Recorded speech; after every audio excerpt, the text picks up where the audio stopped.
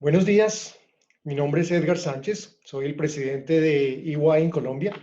Hoy quiero darle la bienvenida a nuestra serie de webinars con relación a cómo enfrentar la situación actual de pandemia a raíz del COVID-19.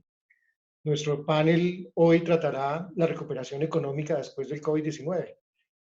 Mucho hemos hablado ya describiendo la crisis y creemos ahora que lo que tenemos que concentrarnos es en lo que viene y un poco más allá, lo que en EY estamos denominando el Next and Beyond. Hoy tengo el gusto de introducir a nuestros panelistas. Nos acompañan el ministro de Vivienda, Ciudad y Territorio, el ministro Jonathan Malagón. Muchas gracias, ministro. Nos acompaña también nuestro embajador en Corea del Sur, embajador Juan Carlos Caiza. También nos acompaña Simón Gaviria, exdirector del Departamento de Planeación Nacional y muy amigo de esta casa de EY en Colombia. Finalmente, Felipe Jánica, nuestro socio líder de la práctica de consultoría financiera y contable para Latinoamérica, servirá también de moderador de este panel. Y sin más introducción, le voy a ceder la palabra al ministro Malagón. Muchísimas gracias, ministro. Por favor, adelante. Edgar, muchas gracias. Un saludo muy especial para usted y un agradecimiento además a EY por esta invitación, a usted, a Felipe, a toda la familia de EY. Y quiero también saludar con mucha alegría a mi buen amigo Simón Gaviria, exdirector de Planeación Nacional, expresidente de la Cámara de Representantes y ahora Visiting Fellow del prestigioso Maron Institute. Desde allá está con Shlomo Ángel, allá está con Paul Romer y están ayudando muchísimo. Y los ministerios de vivienda de toda América Latina seguimos con ilusión y con mucha atención todas las publicaciones sobre cómo se vuelve a pensar la política de ciudades a la luz de toda esta problemática y de toda esta pandemia. Tengo una presentación en PowerPoint que nos va a ayudar de guía. Ustedes la tienen, no sé si me la... Eso, perfecto. Yo he dividido, siguiente por favor, y yo he dividido esta presentación de la siguiente forma. Quiero comenzar haciendo una reflexión muy rápida sobre el rol que tiene el sector de construcción y edificaciones en la estrategia de recuperación. Y para ello lo primero es puntualizar las siguientes cifras. El sector de edificaciones es un sector que pesa el 6.6% del sector de construcción, el 6.6% del PIB. Parecería que eso es relativamente poco, parecería que fuera un sector pequeño. Cuando uno mira el stock de empleo, estamos hablando de 1 millón de empleados. También parecería, por ejemplo, frente a las ramas industriales, que es un sector relativamente pequeño. Pero es importante mencionar que este sector genera mensualmente en promedio 44,000 empleos. Para que los que nos siguen tengan un orden de magnitud, 200,000 empleos es un punto de la tasa de desempleo. Dicho de otra manera, este sector tiene la capacidad, tiene la increíble capacidad de cada 5 meses estar reduciendo en 1 la presión sobre la tasa de desempleo del país. El año pasado, durante varios meses, y en los últimos 2 años, durante varios meses, el sector de edificaciones ha sido el principal generador de empleo en el país, con una segunda particularidad. El grueso del empleo que se genera es mano de obra no calificada. Mano de obra no calificada son familias que en ausencia de ese trabajo pasarían de la formalidad, como están hoy, directamente a la pobreza. Entonces cumple un gran rol de contención de pobreza que lo hace un sector meritorio. Pero hay una segunda cosa del sector de construcción y edificaciones que lo hace muy especial. Tiene que ver con los encadenamientos. El sector de construcciones tiene uno de los más altos, si no el más alto, de los multiplicadores sobre el PIB. Cuando uno va a la matriz insumo-producto y mira cuánto es el impacto de un peso o cuánto es el impacto de un empleo de construcción sobre el resto de la economía, cómo se irriga la mayor productividad de este sector sobre el resto de los sectores, encuentra 2 o 3 datos que son muy interesantes. El primero es que el 54% del sector productivo nacional, más del 70% de la industria, hace parte de la cadena directa del sector edificador. Mover el sector edificador democratiza el crecimiento hacia atrás en buena parte del sector industrial. Más del 70% de la industria y más del 50% de la totalidad del aparato productivo está conectado. Y no digo que está conectado en segundas, terceras iteraciones, está conectado de manera directa con el sector de edificaciones. Lo segundo es empleos. Por cada empleo generamos más de 2 empleos indirectos. Ese multiplicador es impresionante. Yo me acuerdo cuando Simón era director de planeación, hizo un ejercicio de calcular estos multiplicadores sector por, calculaba 2, el multiplicador del empleo y otro que calculaba era el multiplicador del producto. En ese entonces yo estaba en la asociación bancaria y recuerdo que veíamos con mucha ilusión, por ejemplo, el multiplicador del producto del sector Novis nos daba 10 veces. Cada peso invertido en el sector Novis multiplica en otros sectores de la economía por 10 el Producto Interno Bruto.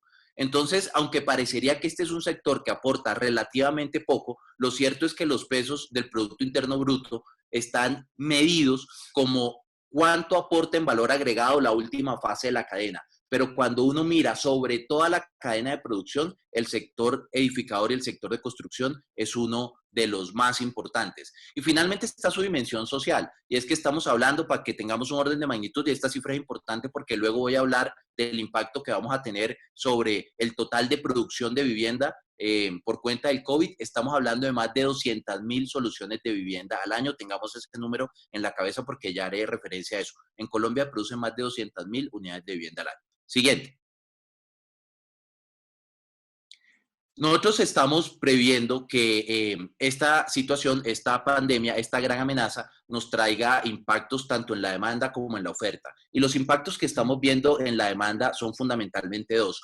No solamente se van a vender menos casas, sino que buena parte de las casas que ya estaban vendidas, buena parte no, esperamos con la política contracíclica que sean menos de buena parte, pero una parte de las casas que ya estaban vendidas, de las viviendas que ya estaban vendidas, esa venta se va a caer. La de los bienes durables y semidurables, este sector de la construcción hace ventas a varias etapas. La venta de la construcción, la venta de las edificaciones en todo el mundo es distinto a sacar un crédito, es distinto a la compra de vestidos, porque la compra no se hace en un solo momento del tiempo, sino que tiene varias instancias. Tiene la instancia de la separación, tiene la instancia de la preventa, tiene la instancia de la separación, tiene la instancia de la preventa y finalmente el momento en el que la venta quede en firme, y hay algunos incluso que dicen que la transacción solamente se cierra no con la promesa de compraventa, sino cuando se firma la escritura. Entonces hay una cantidad de instancias que se van construyendo además en 6, 8, 10 meses desde que se muestra la intención de comprar hasta que efectivamente el negocio se cierra. Entonces, no solamente nos preocupa que no se acerquen nuevas familias a comprar vivienda, sino que buena parte de las que ya manifestaron que lo quieren comprar y están en ese periodo tengan desistimientos. Entonces, desde el punto de vista de demanda, estas son las dos grandes alertas. Y algo similar ocurre desde el punto de vista de oferta. No solamente que tengamos menos iniciaciones de vivienda, que son menos viviendas nuevas, sino que las que ya arrancaron se paren. Tenemos la preocupación no solamente de los lanzamientos y de las iniciaciones, sino también del área paralizada. Y esto en el Ministerio de Vivienda hemos tratado de darle una métrica y un orden de magnitud. Adelante. Siguiente. Y yo les quiero compartir cuáles son nuestras estimaciones, las estimaciones del equipo técnico del Ministerio de Vivienda, de cuál va a ser el impacto del COVID. Primero, en ventas. Vamos a pasar de 150.000 unidades que teníamos previstas vender este año en vivienda de interés social a 130.000. Vamos a reducir en un 13% las ventas del sector. El año pasado fue el mejor año de la historia de la venta de vivienda de interés social. En Colombia se suelen vender entre 90 y 100.000 unidades de BIS. El año pasado se vendieron 120.000. Fue el mejor año de todos los tiempos. Y este año arrancamos con una dinámica. Enero fue el mejor enero, febrero fue el mejor febrero de la historia. Y como íbamos a llegar a 150.000 unidades vendidas en BIS. Era el dato más grande, no, mejor dicho, batía su propio récord y era de hecho un dato difícil de sostener hacia adelante, pero nos ponía una nueva escala de producción. Hoy vemos muy difícil que el sector pase de 130.000. Con que alcancemos incluso el ritmo de ventas del año pasado, yo creo que nos daríamos por bien servidos. Esa maravillosa dinámica de enero y febrero, vemos que es imposible que se mantenga en lo que resta del año. Lo propio ocurre con el segmento novice. En el segmento novice estamos viendo una caída un poco más grande, del orden del 17%. En términos de la rotación de inventarios, yo diría que de todos los indicadores, esta es hoy mi mayor preocupación. Mi mayor preocupación no solamente es que las ventas se estén cayendo, sino que el indicador agregado de rotación de inventarios va a subir tanto en BIS como en no BIS. La rotación de inventarios no es nada distinto al número de meses que nosotros nos demoramos en vender las unidades en promedio. Mientras más alta sea la rotación de inventarios, más alta es la acumulación de stocks. Y si hay algo peligroso en este sector, es que se acumule stock. Y digamos que históricamente el sector de BIS ha tenido rotación de inventarios entre 4 y 6 meses. De eso no nos hemos salido. En Colombia no hay stock de vivienda de interés social. La vivienda de interés social que se produce se vende. Venderle 6 meses quiere decir que estamos en condiciones plenas de ventas. Todo lo que se produce se vende. Todo lo que produce vende. Curiosamente, y por cuenta de este choque, vamos a tener por primera vez en la historia reciente rotaciones de inventario en BIS por encima de los 6 meses, que pueden llegar a ser de hasta 8 meses. Y esto quiere decir que podemos tener por primera vez acumulación de inventario de vivienda de interés social, que es un fenómeno con el que Colombia no había lidiado hasta el momento. Pero no solamente eso, se nos va a agravar la que hoy era la principal problemática del sector, que es el inventario de la no BIS. Colombia tiene cerca de 10.000 unidades de vivienda no BIS que se produjeron durante los últimos 7 años y nunca se vendieron. Esas unidades de vivienda no BIS, yo me gusta hacer el cálculo que nos imaginemos que valen 400 millones de pesos, que costó 400 millones de pesos hacerlo, y ahí tenemos mal contados 4 billones de pesos, y si uno lo divide entre el WACC del sector, que puede ser del 11%, Edgar, usted que es financiero, y lo divide entre los 360 días, uno encuentra que este sector se gasta más de 1.000 millones de pesos diarios pagando intereses de crédito constructor sobre unas viviendas no BIS que construyó y que nunca vendió. Y eso se ve reflejado fundamentalmente en el indicador de rotación de inventarios. Esa rotación de inventarios, que ya es pavorosa, que ya es del orden de 15 meses. 15 meses es muy malo el dato, puede llegar a ser de hasta 19 meses. Es decir, avisoramos que el problema del inventario de la vivienda de alto valor en Colombia se va a intensificar. Finalmente, otros dos indicadores del impacto de esta crisis tienen que ver, uno, con el tiempo de construcción. En Colombia nos vamos a demorar un poco más en sacar adelante una obra. Antes nos demorábamos 21 meses, nos podemos demorar 26. Y finalmente, el área paralizada. Colombia, otro de los grandes dolores de cabeza con los que yo estaba lidiando y sigo lidiando, es el área paralizada. Colombia tiene 9 millones de metros cuadrados de área paralizada. Hagan de cuenta un tercio de San Andrés. Un tercio de San Andrés es el área que arrancó, que se licenció, que se le dio permiso a los constructores que empezaran obra y que por alguna razón, que puede incluir que cambió de opinión el alcalde, que cambió de opinión la corporación autónoma, por alguna razón, pese a haber tenido la licencia de manera formal, se paraliza la obra. O tienen una demanda o tienen una acción popular. Esos son 9 millones de metros cuadrados. Es un número altísimo. Ese número, que ya era altísimo e impresentable, va a llegar a 11. Ante esa situación, ante este panorama que es asustador, el gobierno nacional tiene una estrategia, está diseñando una estrategia de recuperación del sector. Esta estrategia de recuperación del sector, hay que insistir en esto, casi todos los países del mundo que montan un programa contracíclico, a Simón le tocó el PIPE 2, casi todos los países que montan un programa contracíclico tienen como piedra angular de la recuperación el sector de edificaciones, el sector de construcción.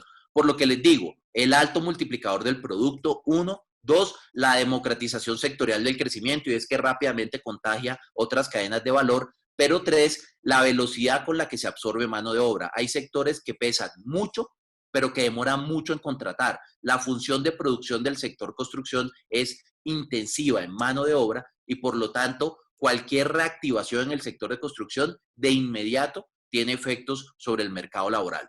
Y nuestra estrategia de recuperación sectorial se divide en 2 ventanas de tiempo, se divide en 2 horizontes temporales. El primero es cómo hacemos para que de inmediato, lo más pronto posible, en el marco de este aislamiento preventivo y siguiendo todas las recomendaciones de salud, el sector empiece a funcionar. Entonces, en el inmediato plazo es cómo volvemos a prender motores. Pero en el corto y mediano plazo, la discusión para dentro de un mes y medio, es cuáles son las medidas para recuperar el crecimiento sectorial. ¿Qué vamos a hacer para mitigar el impacto sobre la vivienda BIS? ¿Qué vamos a hacer para no llegar a 19, 20 meses de rotación en la vivienda no BIS? Y de manera transversal, sobre todo desde el punto de vista de la oferta, ¿qué vamos a hacer para mantener activo el aparato constructor? Adelante. Y en el muy corto plazo, hemos diseñado un protocolo que permite que desde la próxima semana, en la inmensa mayoría del país, el sector de construcción empiece. ¿Que va a estar a toda máquina? No. ¿Que se va a reactivar un 100%? Por supuesto que no. ¿Que va a depender de la disponibilidad de los insumos? Eso sí. Entonces, habrá unas ciudades donde tenemos mayor disponibilidad, sobre todo de acero, de cemento, que va a ser relativamente más fácil empezar pronto, pero lo cierto es que ese arranque, esa reactivación del sector construcción está ligada y está arreglada por un protocolo. Un protocolo que hemos diseñado, que además lo hemos compartido con varios países de América Latina. Aquí está el embajador Caiza, un protocolo que ha sido inspirado por la experiencia, por ejemplo, de Corea del Sur y que hoy es uno de los, diría yo, mejores protocolos que hay en América para reactivar este sector y que tiene varias cosas, digamos. Lo primero es que es un protocolo que incluye toda la cadena productiva. No puede haber un protocolo solamente para la fase de edificaciones en un sector que, como he dicho ahorita, tiene tanto contacto con el resto de la economía. Entonces, por ejemplo, los procesos de cargue, descargue, recepción de insumos están incluidos en el protocolo. Lo segundo es que es un protocolo que segmenta por actores y segmenta por fase de la cadena, la razón por la cual todos los países del mundo escogieron construcción como el primer sector que se reactiva una vez comienza este periodo de restablecimiento de nuestra vida productiva, es porque el sector de edificaciones de manera connatural, por su misma esencia, es divisible, es separable, se construye por cuadrillas, se construye por fases, y esa capacidad de ser divisible es lo que hace que protocolos donde el fundamento es la distancia social sean fáciles de implementar. Siguiente, adelante. Y el protocolo que hemos lanzado tiene medidas yo voy a mencionar solamente algunas. Digamos que todos los trabajadores del sector de construcción van a tener que diferenciar la ropa de transporte y la ropa de sus casas con la ropa de trabajo. Antes era la misma. Ahora la ropa de trabajo es una, la ropa de transporte es otra. Eso implica que las empresas van a tener que proveer overoles y material de trabajo a la totalidad de empleados. Sí, eso implica eso. Segundo, todos los trabajadores deben estar provistos, de mascarillas, todos deben estar provistos de tapabocas, todos deben estar provistos de guantes, y ese pago lo tiene que hacer también la empresa. Eso es importantísimo. Por cada 100 empleados debe existir un supervisor de salud, un supervisor que le haga seguimiento al cumplimiento del protocolo y que vaya llevando algo que para nosotros va a ser importante desde el punto de vista de la vigilancia y el control, que es la bitácora. La bitácora es esa encuesta que se le hace a los trabajadores una vez llegan a obra, preguntándole por síntomas, por los síntomas de la familia. Hay muchos asintomáticos. Entonces, esas encuestas que nos permiten montar todo un sistema de alertas tempranas estarán documentadas en la bitácora, y esa bitácora la debe llevar nuestro supervisor. Los horarios de entrada no son los mismos, los horarios de almuerzos tampoco son los mismos, se toman todas las medidas para prohibir aglomeraciones, se lavan y se desinfectan, no solamente el lavado, sino la desinfección con hipoclorito de sodio de los sitios donde concurran más de 10 colaboradores. Eso toca hacerlo todos los días. Y como esos hay 27 páginas de disposiciones y de medidas que son prerequisitos para que el sector entre a operar, y lo que nosotros prevemos en el corto plazo: empezamos en Bogotá el lunes, empezamos en la mayoría de ciudades de la costa también el lunes, arrancamos también en el eje cafetero y arrancamos también en Antioquia. Entonces, lo que estamos viendo en el corto plazo es que no estaremos a toda máquina, no podremos trabajar, por ejemplo, en las horas pico del transporte público, no entrarán todos los trabajadores, pero lo cierto es que activar poco a poco el sector nos va a permitir proteger 4 puntos de la tasa de desempleo, porque ya no hay un incentivo a que estos contratos se terminen, y ahí es una expectativa que aquellos que no entren en las próximas semanas estén listos para entrar a la vuelta de un mes. Pero tal vez lo más, ya van 1.800 protocolos que nos han presentado, manuales de implementación, 1.800 proyectos que estarían listos para iniciar. Adelante. Pero lo más importante que yo les quería compartir el día de hoy son las medidas de reactivación y de recuperación. Ustedes dirán, después de todo este carretazo, ahora llega lo más importante y ahora es que comienza la presentación. No, esta es la última lámina. pero lo que les quería, que les quería contar son la penúltima, los fundamentos de las medidas de recuperación que nosotros estamos viendo. Nosotros vamos a lanzar próximamente un paquete de medidas que nos permitan 3 objetivos. Lo primero, mantener la dinámica en el segmento BIS. Nosotros no queremos que las ventas de vivienda BIS se caigan por debajo de las 120,000 unidades. Ustedes dirán, ¿para qué quiere estar en 120,000 si 120,000 fue el año pasado y fue el récord histórico? Reconozca que puede estar por debajo. No, no queremos estar por obras, ya iniciaron. 120,000 se vendieron, pero el año pasado iniciaron y se lanzaron muchísimas, que arrancaron construcción. Y si hay algo fatídico para este sector es empezar una obra, empezar su cimentación y dejarla tirada. Eso nos convierte en área paralizada o en su defecto, si se sigue avanzando a ritmo lento, se nos convierte en stock. Entonces, todos esos proyectos que se iniciaron el año pasado, queremos que se terminen y queremos mantener ese ritmo de venta por encima de los 120,000. Nosotros vamos a aumentar los cupos de Mi Casa Ya. ¿Qué sentido tiene aumentar el número de subsidios en un momento en que hay choque de demanda? Todo, pero es que no vamos a tener capacidad de absorberlos. Sí, en Colombia estábamos entregando más de 120 subsidios al día. Era un número impresionante. Si nosotros no tenemos esa velocidad, pero llegamos a 100, en cualquier caso toca aumentar el ritmo de subsidios en el año. Entonces, tener más subsidios para garantizar que esas unidades se vendan es una estrategia. Lo segundo, semillero de propietario. Semillero de propietario era un corolario de Mi Casa Ya que estaba pensado para aquellas familias que no alcanzaban a ahorrar la cuota inicial. Hoy ese número de familias va a ser más importante, las que ni siquiera van a tener la cuota inicial para hacer el cierre en Mi Casa Ya. Entonces, esa primera fase, digamos que ese preuniversitario, ese semillero de propietarios de Mi Casa Ya, tenemos que ampliarlo y hacerlo más intenso para aquellas familias que por alguna razón hayan tenido que desahorrar el capital con el que pensaban comprar una vivienda. Y estamos pensando relanzar las garantías para los créditos BIS. En términos de la vivienda no BIS, creemos que es un buen momento para reactivar el FRECH no BIS.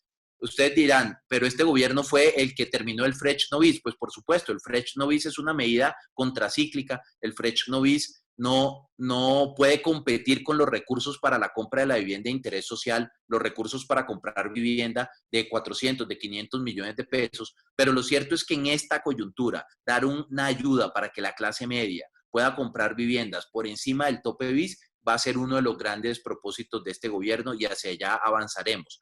Y finalmente, tenemos no solamente que seguir con las líneas de crédito constructor de tasa compensada, sino que el instrumento que también ha funcionado en Colombia del Fondo Nacional de Garantías, que yo diría que es el instrumento capital, el más importante que existe hoy en día para el acceso al crédito, en todos los segmentos, en todos los sectores, tenemos que activarlo para el crédito constructor. Hasta ahorita se cree que por el hecho de existir una tasa compensada, 100, 200, 800 básico, el problema está solucionado. No, mentira, carreta. Desde el punto de vista de la originación del crédito, la tasa lo que hace es reducir la presión y reducir el riesgo de crédito parcialmente, pero es la garantía lo único que nos sirve para movilizar recursos de manera rápida. Y esas garantías tenemos que extenderla también al crédito constructor. Siguiente, y esta sí es la última lámina. 3 mandamientos de las medidas de recuperación que, insisto, ya las tenemos bastante avanzadas y las estaremos comunicando al país en las próximas 2 semanas. Pero la primera, hay una peregrina idea que le dice a uno que las medidas de recuperación tienen que ser regresivas.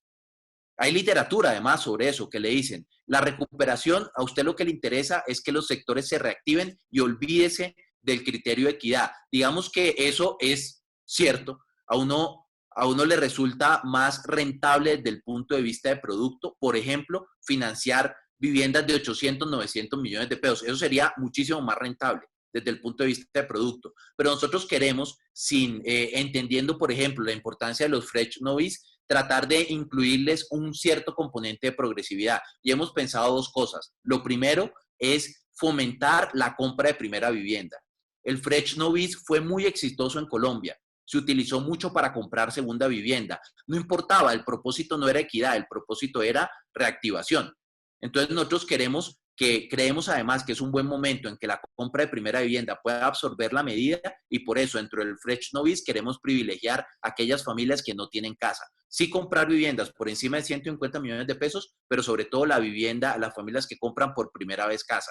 Segundo, antes, por ejemplo, las coberturas de tasa de interés estaban atadas al valor de la transacción. Entonces eran unos puntos porcentuales, 3 puntos porcentuales, eran 2.5 en realidad, pero supongamos que sean 3. Entonces, un apartamento de 150 millones de pesos, no bis, se le da un subsidio de 3 puntos. Y un apartamento de 500 millones de pesos, también un subsidio de 3 puntos. Cuando uno lo mira en términos de cuánto nos cuesta cada ayuda, está en la práctica, yo creo, que buena otra vez desde el punto de vista de la reactivación, pero mala desde el punto de vista de la equidad, que el gobierno le está dando más plata al que compra un apartamento de 500 millones que al que está comprando un apartamento de 150. Hay una manera para corregir eso y es dar un valor fijo para cada familia colombiana. Si ese valor fuera, por ejemplo, de 500.000 pesos, que es una cifra cercana a la que estamos explorando, darle una ayuda mensual de 500.000 pesos para el pago de tasa de interés a la vivienda no bis entre 150 y 400 millones de pesos, para poner un ejemplo,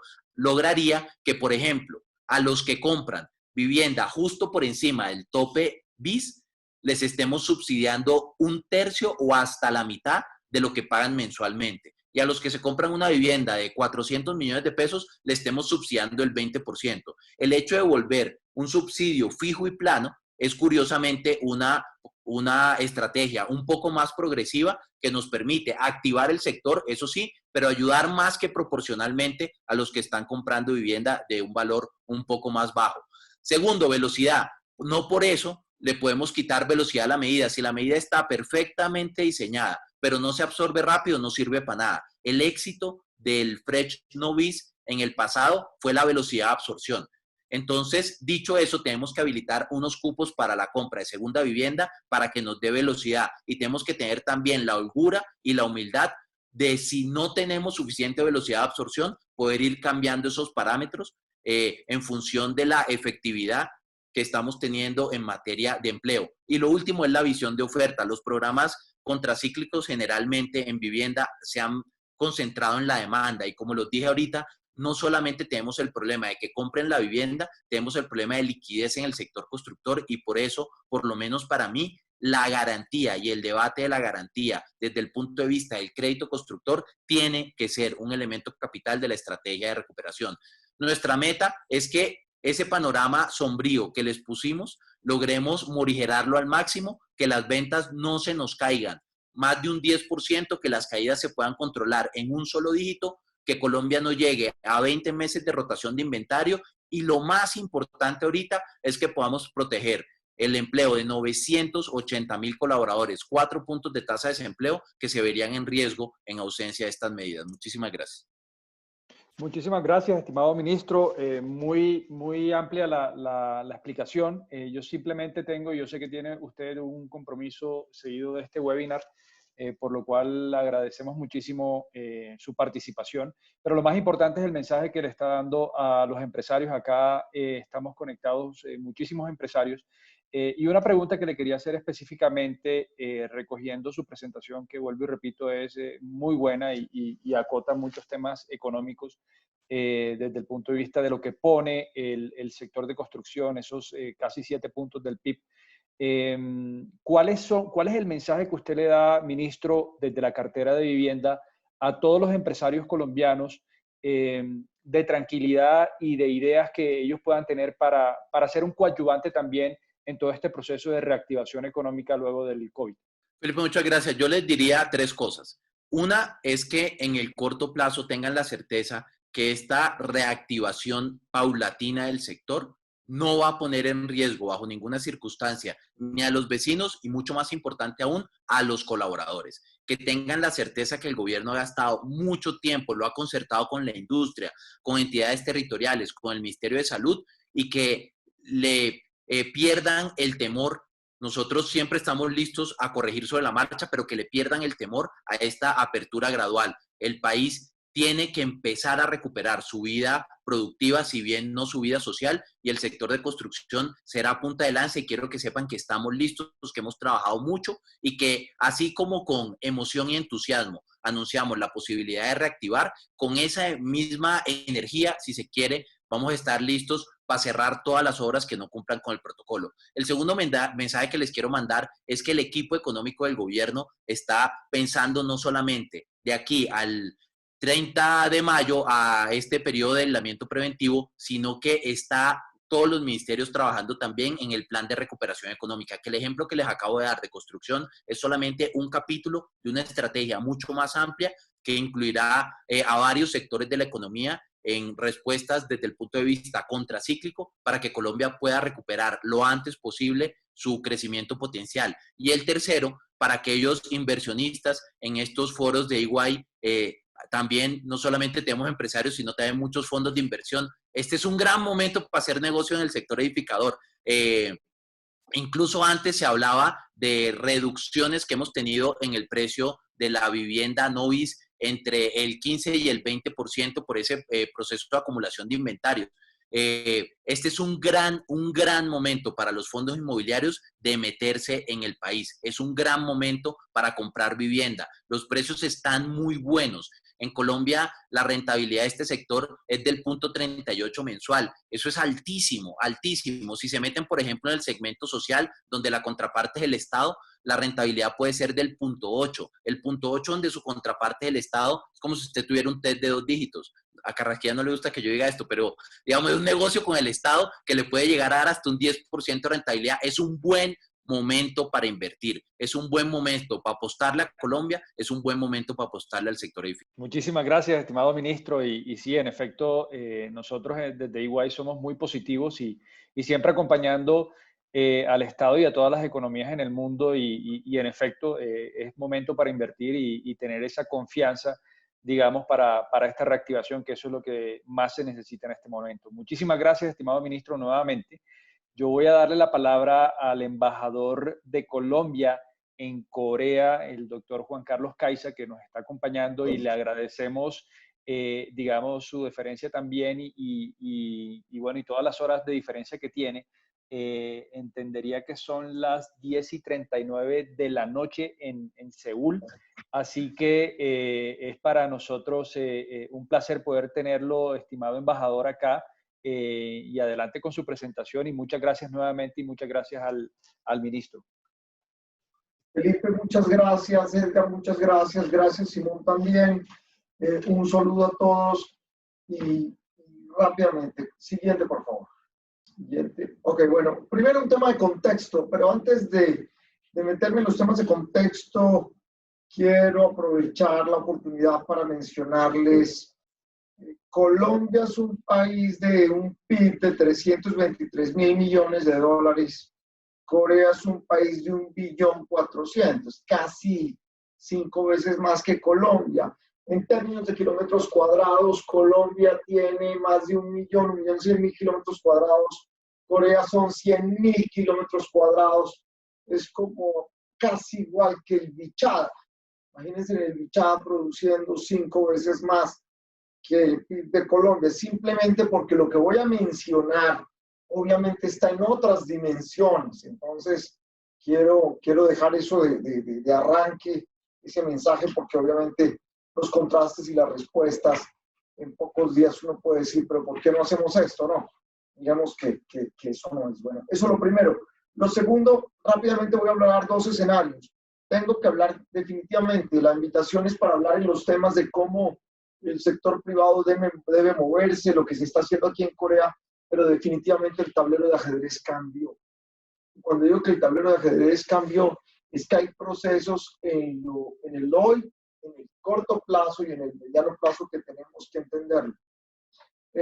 Y tercero, mencionar que hay 3 olas del fenómeno, varias olas.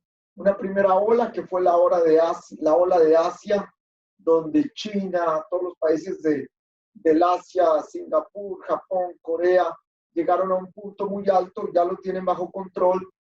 Estamos ahorita en una ebullición de una ola europea, la ola de América, de Estados Unidos, y este crecimiento de América Latina. Lo digo porque ya la ola de Asia se está controlando. El país número 1 en controlarlo ahora es Corea. En los últimos 10 días hay menos de 10 infectados por coronavirus, 0 en Seúl y los otros son en Corea.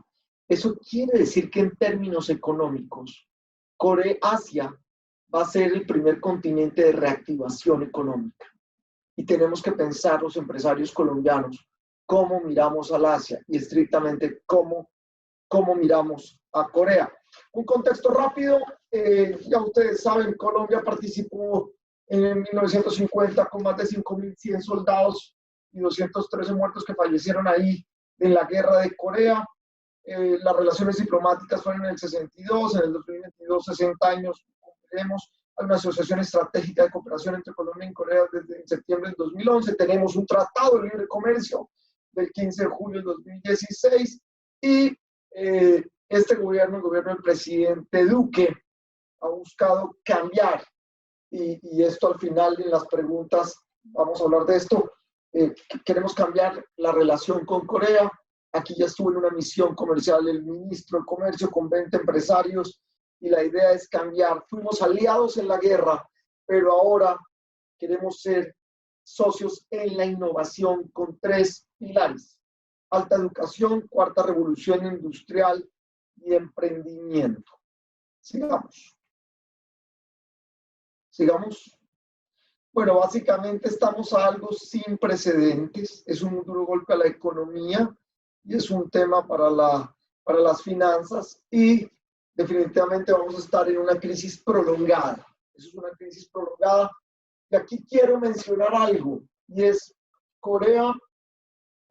La gente pregunta, oiga, pero ¿cómo lo hicieron? Y es muy sencillo desde un punto de vista cuando uno conoce Corea. Este país se entrenó y se preparó para todo tipo de guerras. ¿No? Tenemos el conflicto con Corea del Norte, pero aquí también se prepararon también para las guerras químicas.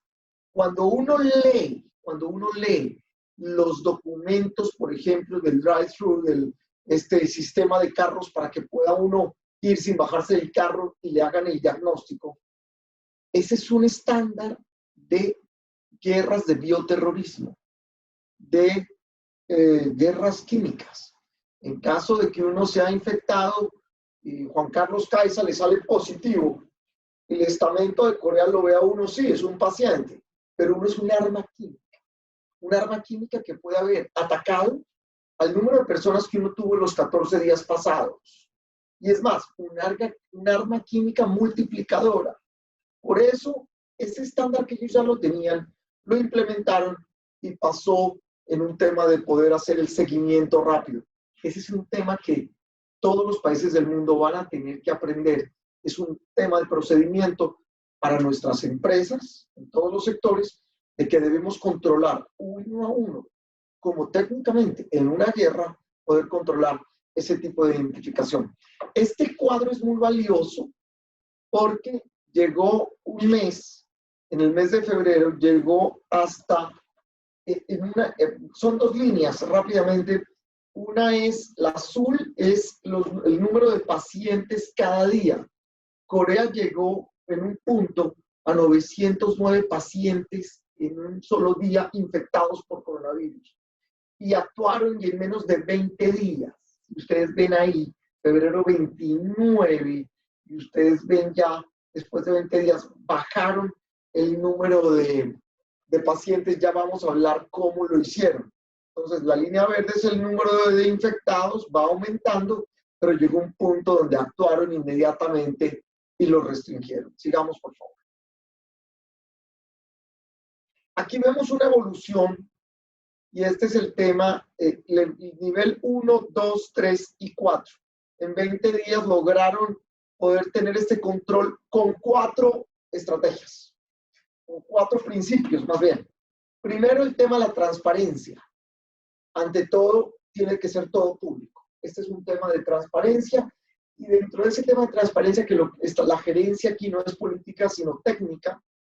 Segundo principio tiene que ver con los test. Este tema de los test si uno no tiene test, uno no puede atacar lo que no ve. Por eso fue el principio y este es un tema también de un parámetro prácticamente de bioterrorismo, ¿no? Tú tienes que saber qué tienes para poderlo atacar y para poder decidir. El tercero tiene que ver con el tratamiento. Corea ha tenido, pues, desde los 70 un sistema de salud muy destacado. Y el último tiene que ver con el tracking, que es que a uno si uno sale positivo, inmediatamente cruzan todas las bases de datos y miran con quién estuvo uno, así uno no lo quiere decir, conectan su celular, sus tarjetas de crédito y conectan todos los sistemas de información con las cámaras que hay en Corea y en Seúl y descubren con quién uno estuvo. Lo que quiero decir es que este último uno puede aplicar en Colombia o en cualquier país del mundo. Uno puede aplicar los primeros, la transparencia, los test, el tratamiento. Este último sí es más complicado que lo podamos aplicar en países como Colombia porque es un tema de desarrollo estructural del e-government que no lo tenemos. Sigamos.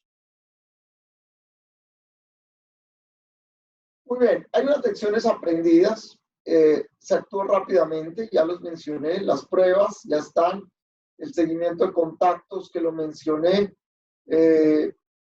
Quiero aquí solo detenerme en algo y es que para todos los empresarios que me escuchan, nosotros tenemos que renovar o aprender y acomodar procedimientos a nuestro tablero de ajedrez.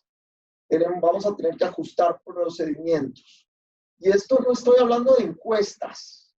Si ustedes tienen una empresa y llega su gente a su empresa, esto no es una encuesta. Y ustedes van y, tenía un síntoma, tenía o no, no. Aquí el que tiene un síntoma tiene que ser, señores, va para cuarentena, se hace el examen, tenemos que cambiar nuestra forma de vivir. Esto cambia el procedimiento y cambia el tablero de ajedrez. Por eso quería hablar antes de esto para luego dirigirme a los temas ya empresariales. Tenemos que cambiar nuestro chip. Es un tema de seguridad. Si su secretaria llega el día de mañana con fiebre, perdóneme, examen y tienen que inmediatamente o cuarentena, aquí esto no es de juego. Y finalmente mencionar que esto no es solamente una acción del gobierno, esto es de un principio de solidaridad, de conciencia cívica. La gente de cooperación público-privada. La gente dice que bien funcionó el gobierno, no, también es un tema cultural. Los colombianos es una lástima, es como todos los países latinoamericanos, en Estados Unidos, vamos a tener que aprender estos procesos. Si no los aprendemos, la realidad nos va a hacer ajustar. Sigamos. Siguiente, por favor. Aquí vemos, Corea tuvo una gran crisis en 1997 en el sector financiero. La segunda fue en el 2008 y la última, que ya estamos viendo, en el 2020. En el último trimestre las respuestas salieron del Banco Central hace 3 días. Hemos decaído, Corea decayó en 1.4 menos. Y en el último trimestre del 2008 fue algo similar. Pero vamos viendo cómo esto va a ser algo. Siguiente, por favor. Esto va a ser algo, una crisis sin precedentes. Quiero mencionar que Corea está gastando de su presupuesto de reservas y suplementario para poder tener paquetes de apoyo financiero. Ya vamos a hablar un poco de eso. Disminución de la tasa del Banco Central ya se dio, aumentó la negociación de futuros de divisas, la firma de swaps de divisas con otros países para administrar el tipo de cambio y subsidio de emergencias para el desastre. Siguiente. Bueno, esto yo les acabo de compartir un link para que todos puedan tener esta información, pero básicamente quiero decirles que desde febrero 5 hasta marzo 30 se han dado prácticamente 3 apoyos financieros donde se dividen en subsidios a pequeñas y medianas empresas, a personas naturales, crédito, estímulos financieros, con con Estados Unidos se firmó un esquema para que no haya, para que podamos tener más de 600.000 millones de dólares, pero que sin que se pueda afectar la tasa de cambio por 6 meses. Y un anuncio también a los bancos de liquidez ilimitada. Siguiente, por favor. Y hace 2 días, el presidente de Corea acaba de mencionar que va a desarrollar un New Deal. O sea, es un plan similar al que se desarrolló para poder sacar adelante Estados Unidos después de la crisis de los 30, donde básicamente anuncia un apoyo prácticamente de 85 trillones de wones. 85 trillones de wones es aproximadamente 70 billones de dólares. Y básicamente los destina en 3 áreas. Esto se va a presentar al Congreso y básicamente le pide a todos los ministros que presenten el New Deal un nuevo esquema de trabajo donde se va a dedicar crédito a las industrias estratégicas que han perdido en estos momentos, se han afectado, como por ejemplo la aviación, refinerías de petróleo, transporte marítimo, construcción naval y producción de vehículos. Se va a dar unos créditos y subsidios también a las personas y medianos empresarios, pero hay una cosa que quisiera compartir. Obviamente es otro tipo de ecosistema. El gobierno va a crear 500.000 empleos alrededor de la innovación. Pero no es que los va a crear, no, va a contratar 500.000 personas. Y eso va a ser, según ellos, la semilla para otro tipo nuevo de negocios, que lo están mirando con el sector privado para ver cómo deciden. Esto es una cosa de hace 2 días, les compartiré la presentación a detalle. Adicional, ahí mencionaría simplemente que se cambia el esquema de un consejo de headquarters alrededor del tema económico y el Board of Directors a partir de ahora ya no va a ser sobre la crisis completamente de salud, sino los temas son riesgos del mercado financiero, riesgo industrial y mercados laborales. Sigamos.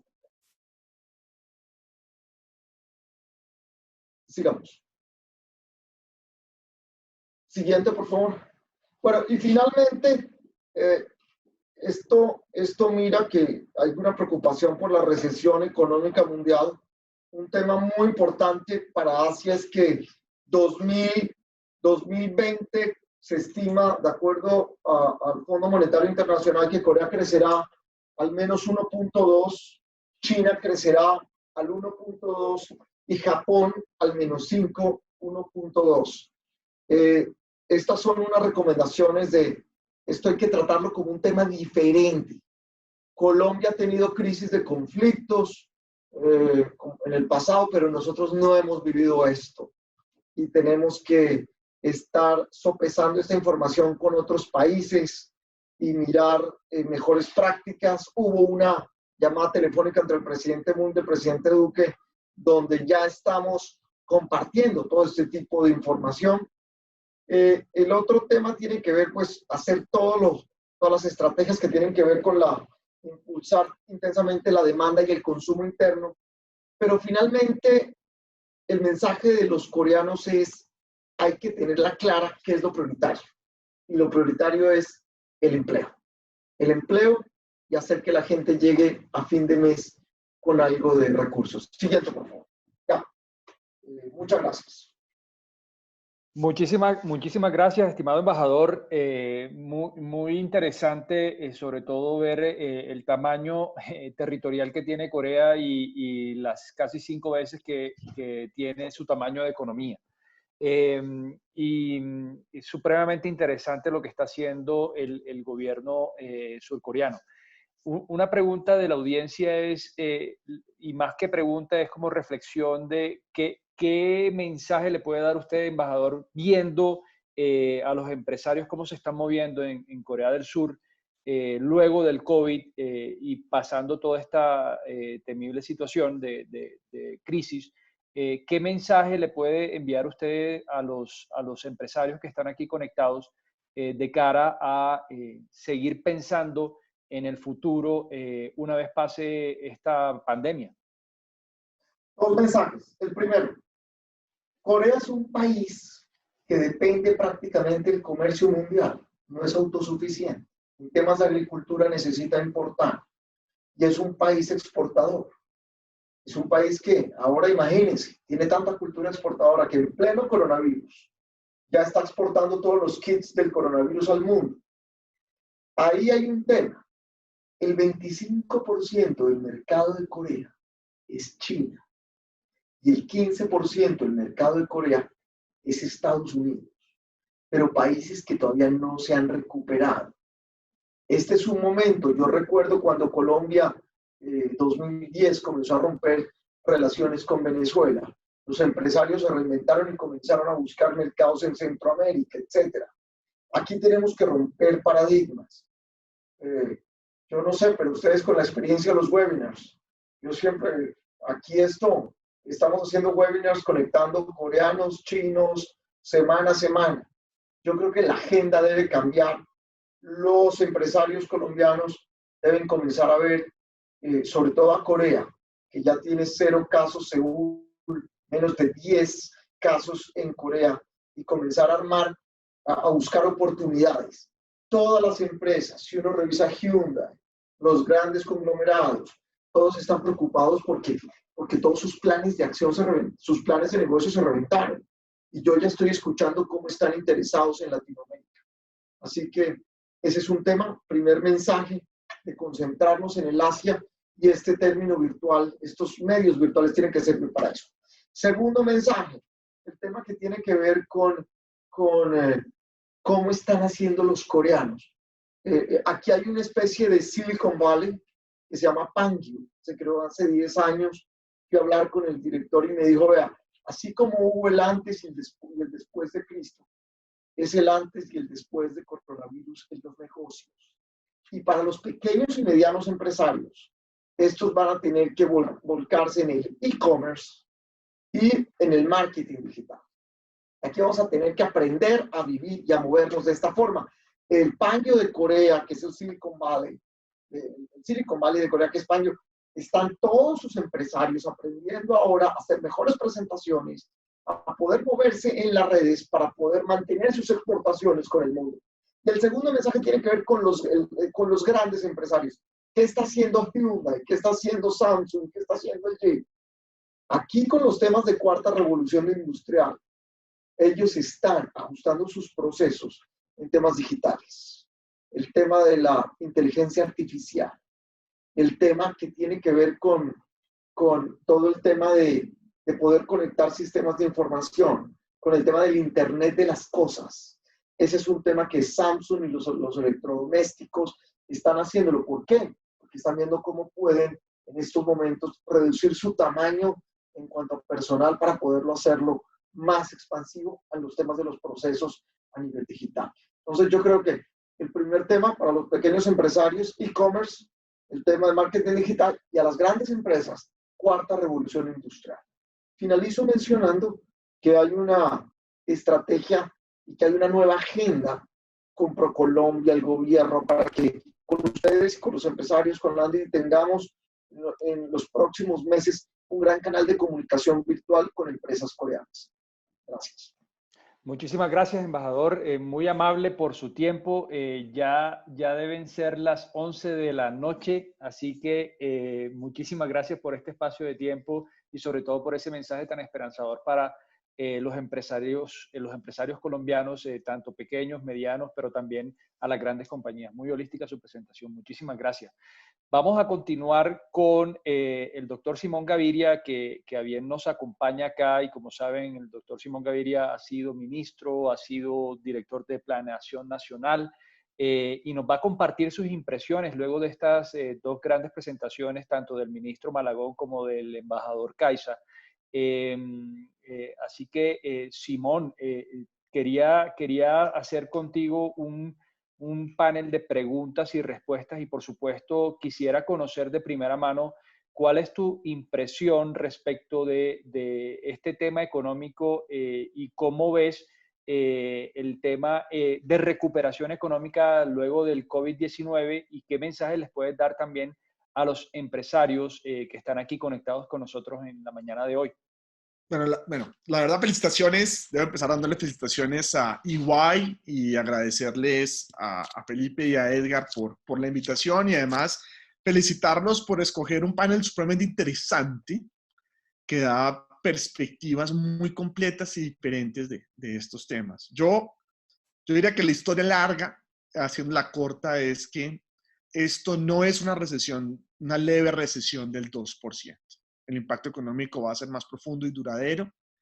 Se viene un periodo de nueva deuda, se viene un periodo de nuevos datos y yo creo que esto va a acabar llevando hacia la transición de la economía informal a la economía digital. Entonces, sobre la tesis de que esto no es una recesión del 2%.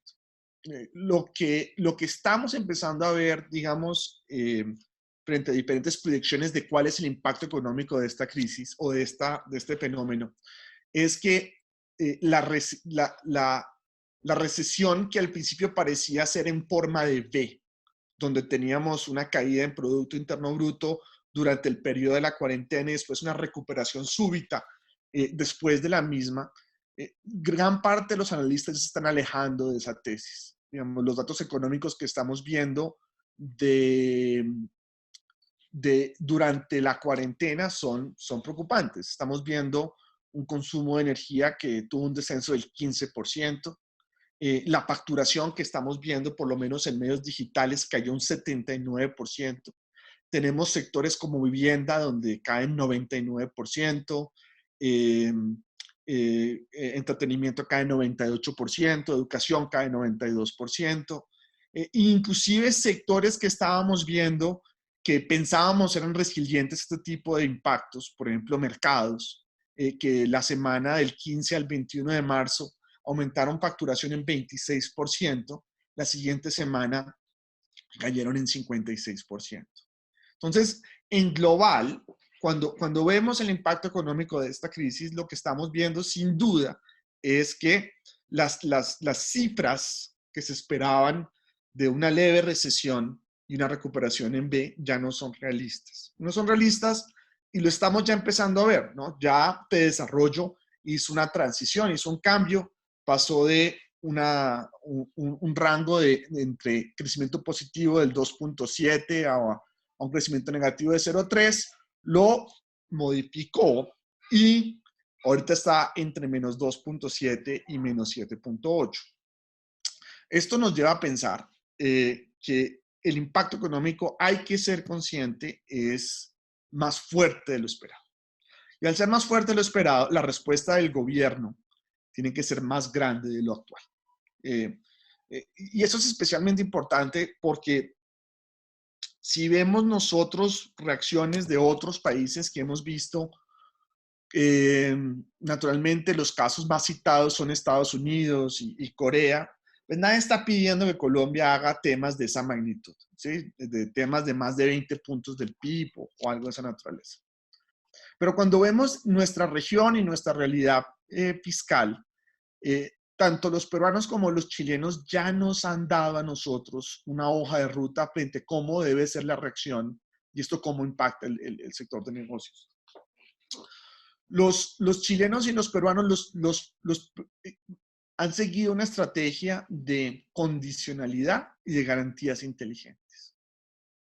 Entonces, ¿eso qué significa?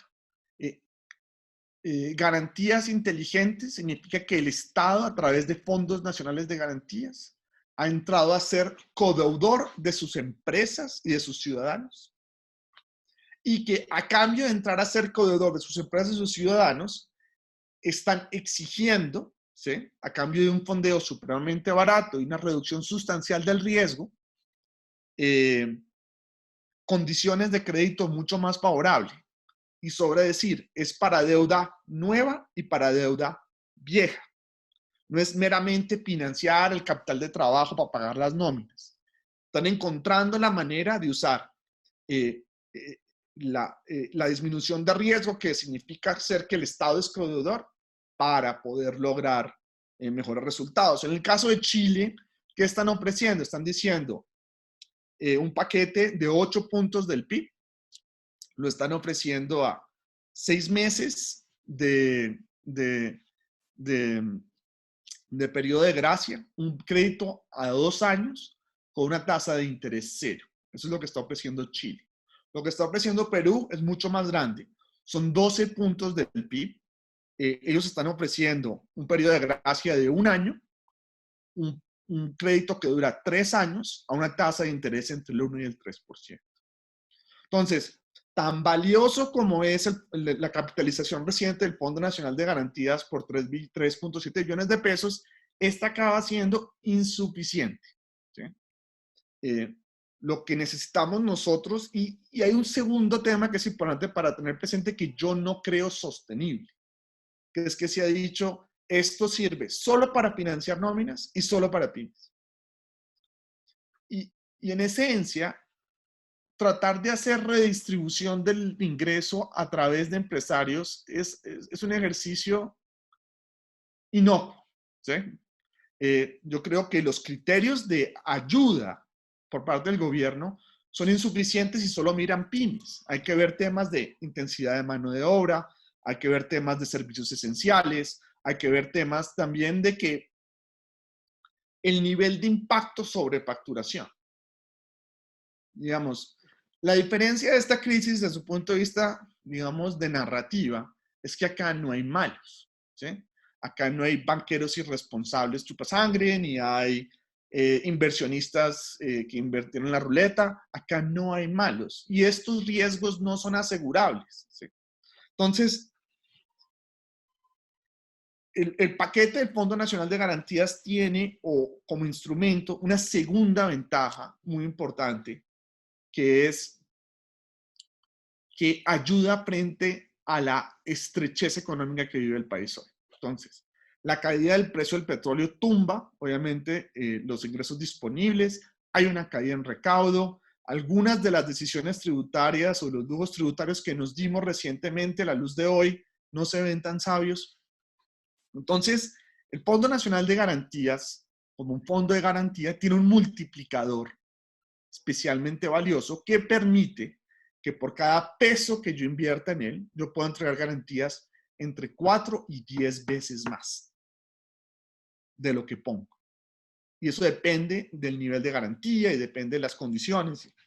Entonces, si Colombia, por ejemplo, pusiera 2 puntos del PIB en un Fondo Nacional de Garantías, pudiera entregar unas coberturas por 8 o 20 veces el PIB a su sector financiero. Algo entre 80 y 200 billones de pesos. La actual cartera o las actuales carteras de crédito en Colombia están como a los 480 billones de pesos, con un paquete y ya de manera proactiva refinanciaron 110 billones. Entonces, esto haría algo real, puntual, donde ayudaría a salvar la economía del país y a que cuando se hacen efectivas esas garantías, esto permite, en vez de asumir todo el costo en este momento, llevarlo en el tiempo. Y mientras se van haciendo efectivas las garantías, en otro momento diferente, donde tendremos una mejor situación fiscal, podemos atender la misma.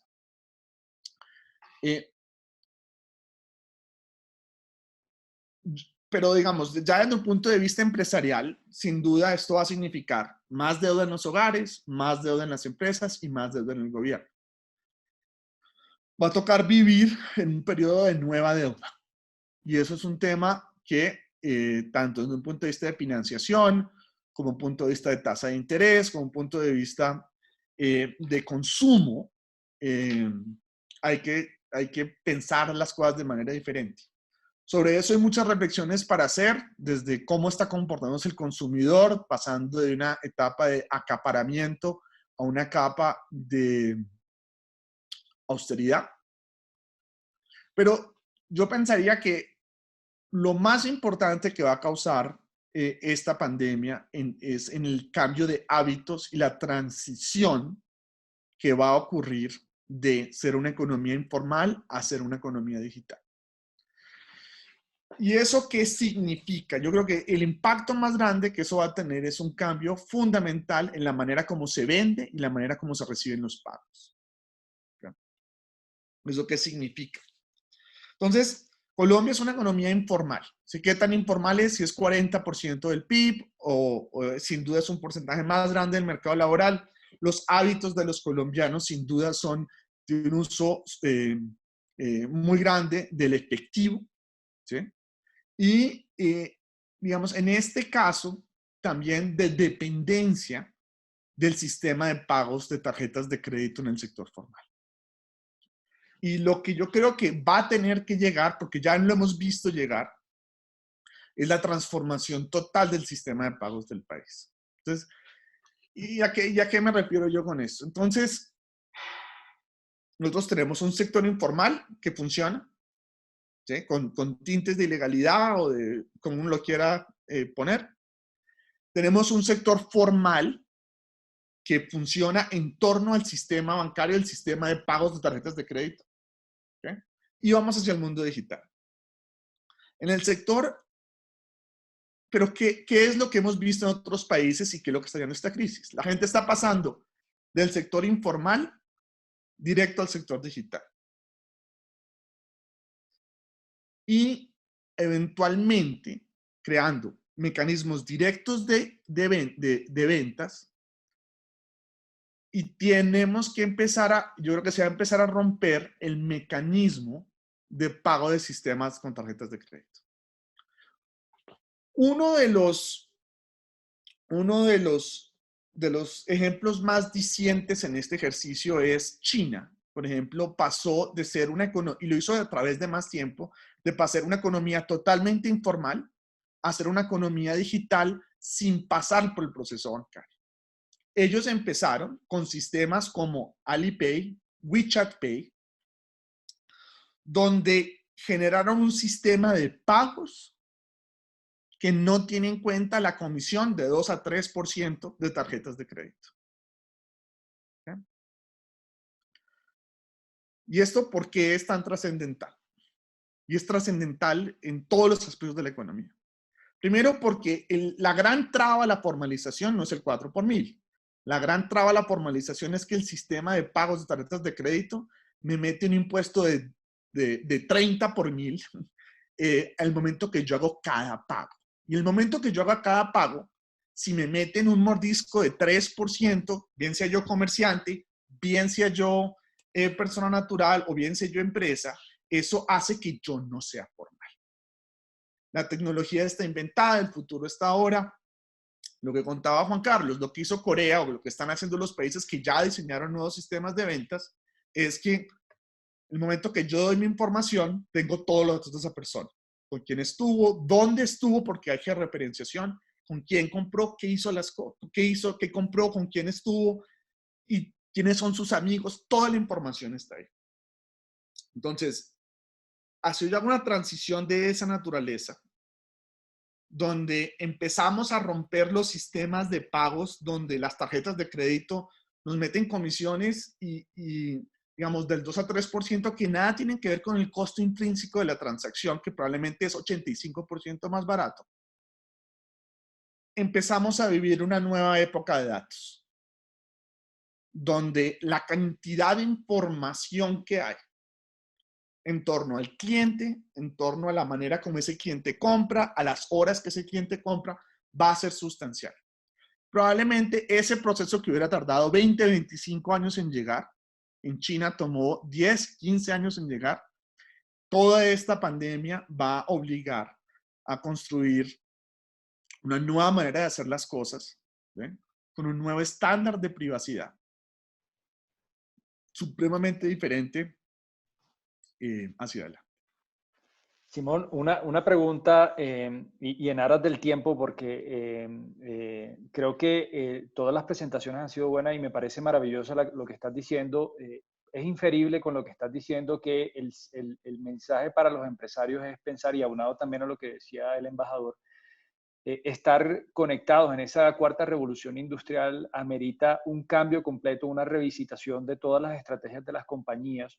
y sobre todo volcarse a un e-commerce, poniéndolos en el centro de atención el tema de la digitalización de su comercio.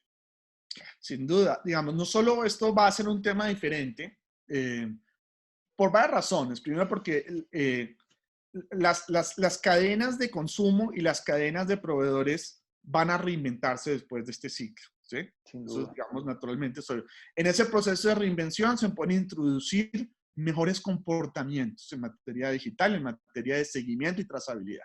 ¿Listo? De acuerdo. Yo preveo un nuevo estado y una nueva manera de hacer las cosas donde temas como el Wi-Fi se vuelven tan comunes como el alumbrado público. Y yo literalmente en los postes de alumbrado público tengo capacidad de Wi-Fi y ofrezco el Wi-Fi de manera total y absoluta y va a tener aumentos de cobertura sustanciales. De acuerdo. Pero yo diría lo más importante de todo esto es casi que introducir científicos de datos al interior de las empresas es la nueva cantidad de datos. La nueva cantidad de datos y no solo eso, la posibilidad, si hago las cosas a través de una app, de tener comunicación de doble vía con los clientes. Porque si se logra hacer eso, ¿sí? Por ejemplo, todos los presupuestos de marketing o de publicitarios que pues, hoy por hoy ya están muy golpeados, sí, pues hay que reinventarlos también, ¿sí? Porque cuando yo puedo hablar directamente con los clientes, es un mundo muy diferente en la manera como yo hablo con él. Las promociones que yo hago con él son diferentes, o con ella. Es el cambio del go-to-market al go-to-customer. Así es. Excelente, excelente. Bueno, Simón, yo creo que estamos, digamos, al filo del tiempo, pero yo creo que el espacio que hemos abierto acá se puede, digamos, expandir más. Y por supuesto nos gustaría tener unas conversaciones mucho más abiertas contigo y que le cuentes a los empresarios, porque hay varias preguntas también en el panel que vamos a circularizar y después te vamos a pedir que también las contestes, pero me gustaría invitarte a otro evento como este en EY, que podamos discutir sobre todo eso que estás mencionando, que me parece supremamente importante, y es cómo conectar a los empresarios con sus consumidores de una manera diferente luego de esta pandemia. Así que te agradezco muchísimo el espacio, el tiempo, la disposición y como siempre todo lo que tienes por aportarnos a los colombianos y con tu conocimiento recientemente adquirido en Estados Unidos. Muchísimas gracias, Simón. Tengan ustedes un muy buen día. Gracias. Gracias a todos. Estaremos próximamente ampliando también las invitaciones a nuestros próximos webinars. Embajador, muchísimas gracias por la trasnochada. ¿Sí? Y Simón, nuevamente, muchas gracias. Yo creo que tenemos que continuar esta conversación. Nos quedaron puntos pendientes. Bueno, gracias a todos los participantes y tengan todos un buen día.